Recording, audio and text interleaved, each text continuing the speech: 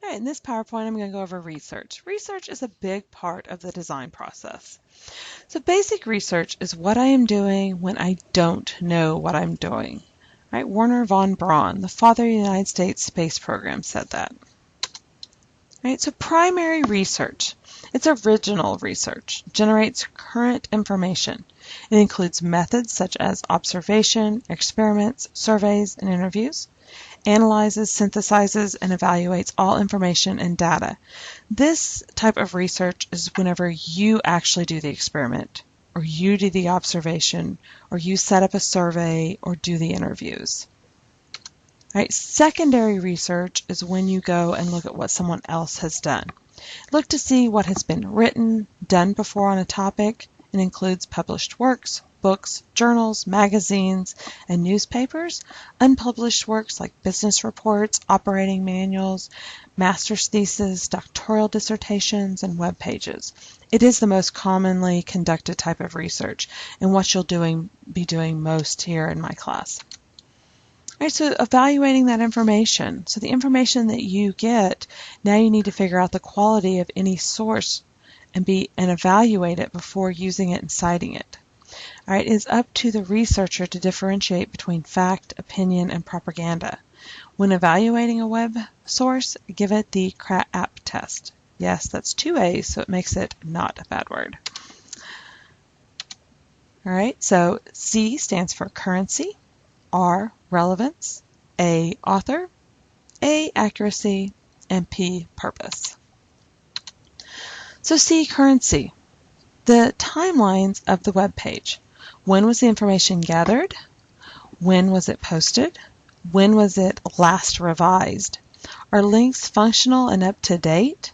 Is there evidence of newly added information, updates, or links? How important is currency? In fields such as medicine, science, business, technology, and most social sciences, currency of information is important. Nothing older than 3 years should be used.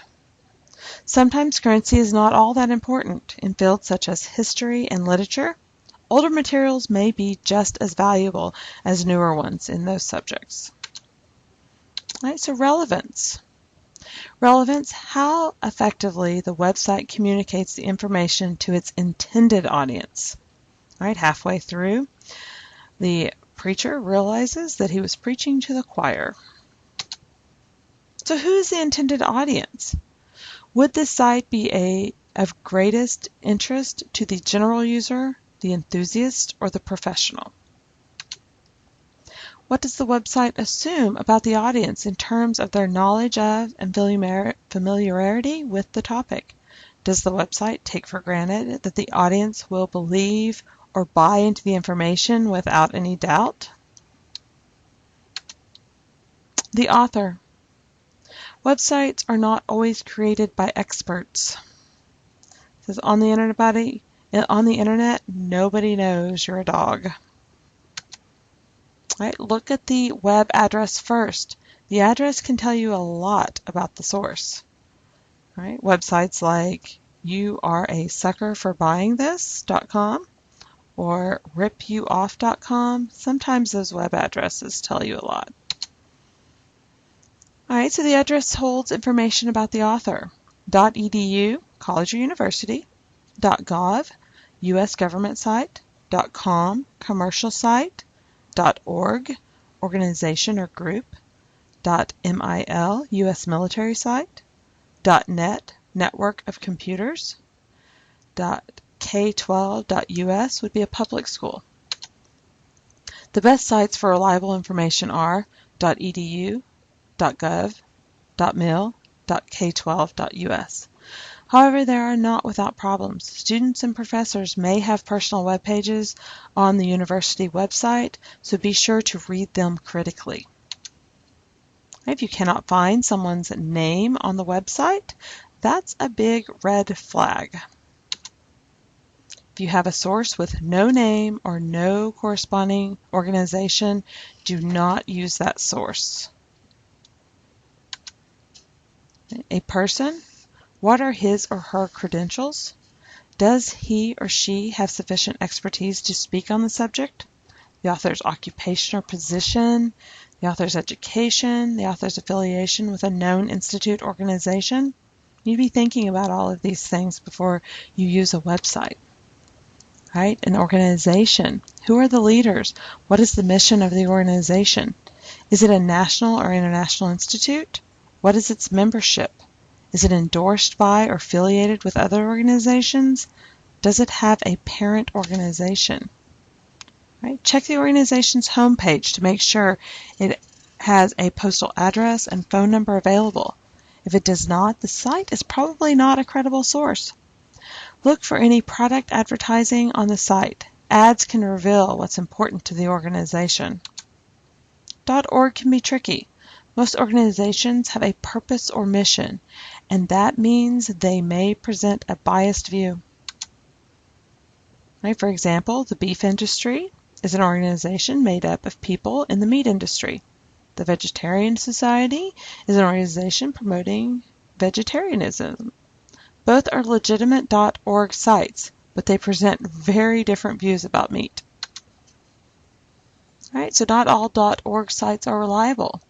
Many helpful organizations and charities with good intentions have .org addresses, but some organizations promote prejudice, criminal activity, and harmful behavior. How to verify an author.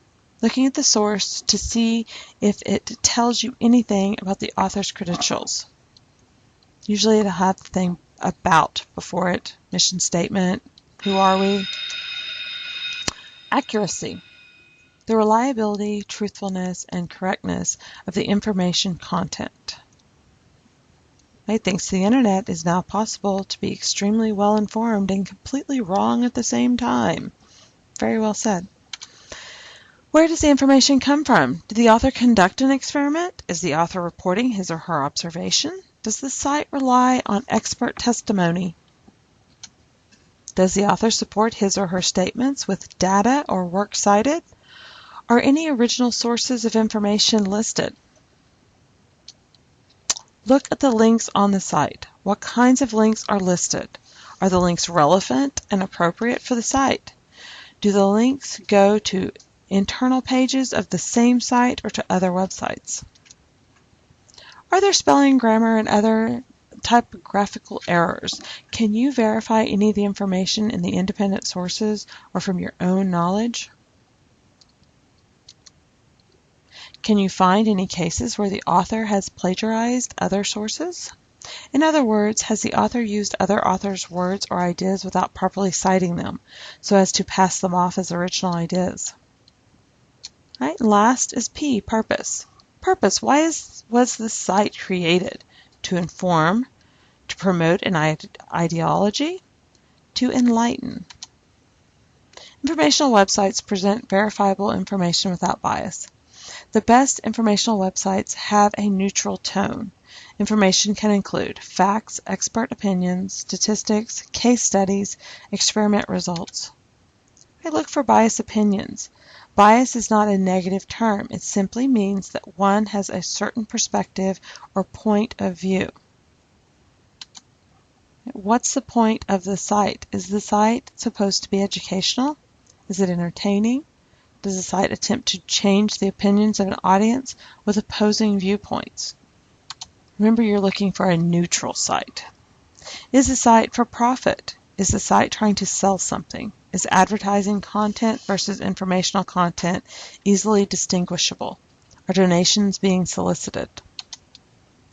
When you think about purpose, ask, why was this site created? So when you evaluate a website, put it through the CRAAP test.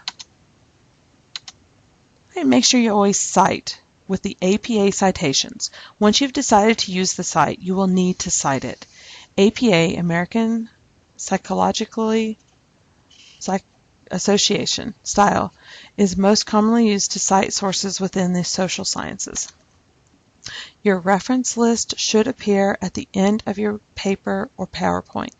Each source you use in the paper or PowerPoint must appear in your reference list. Authors' names are inverted, last name first. Reference Reference list entries should be alphabetized by the last name of the first author of each work or the first word in the entry. Okay, here's an example. And for more information, go to this website.